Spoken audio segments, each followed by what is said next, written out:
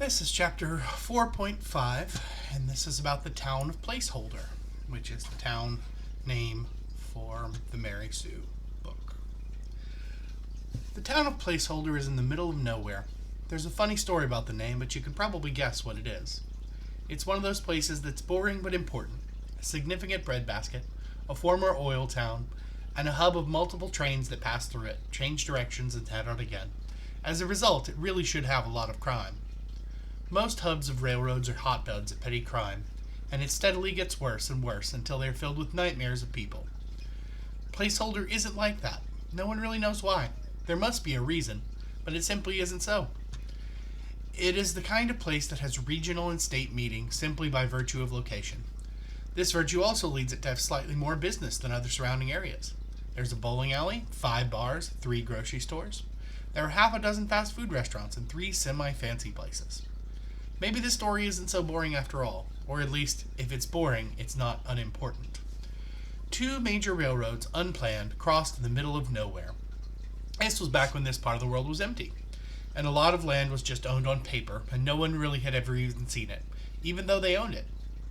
So this land was bought, sight unseen, to allow for railroads and growth. If you haven't seen a railroad up close, they do not like sharing the land directly in their path with anything. So having 2 railroads cross, even in the middle of nowhere, even if everything runs on time and the trains and the railroad should never even see each other, it is a recipe for disaster. There has to be a crossover built, and a building and or switching station. This was a necessity and cheaper than rerouting the cargo that was scheduled to run on those railroads. A switching station needs attention, as they didn't have automation back then, and a person to run it. So they built a building to house this person, and the person built a house to live in, because who wants to live where they work?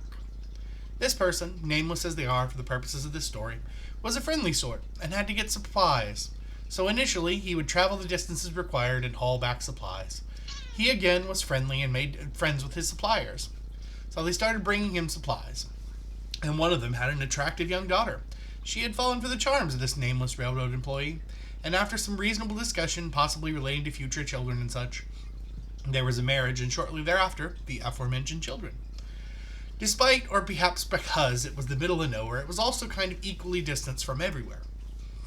And so the supplier, while visiting his daughter, needed somewhere to stay and maybe keep his stuff.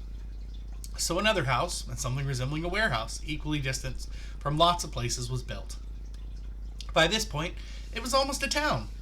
When the train started actually making stops there was a reason for it to grow even more. Train employees like having a place to sleep that isn't moving.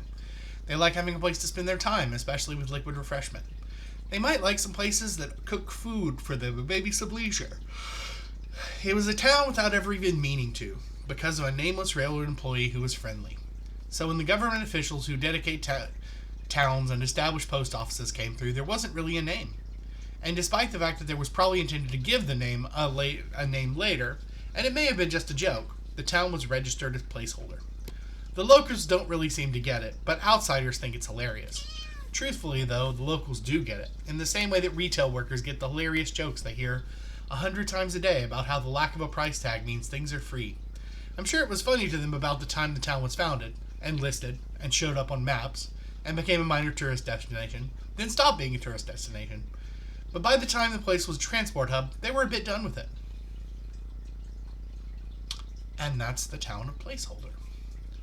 Chapter 4.5.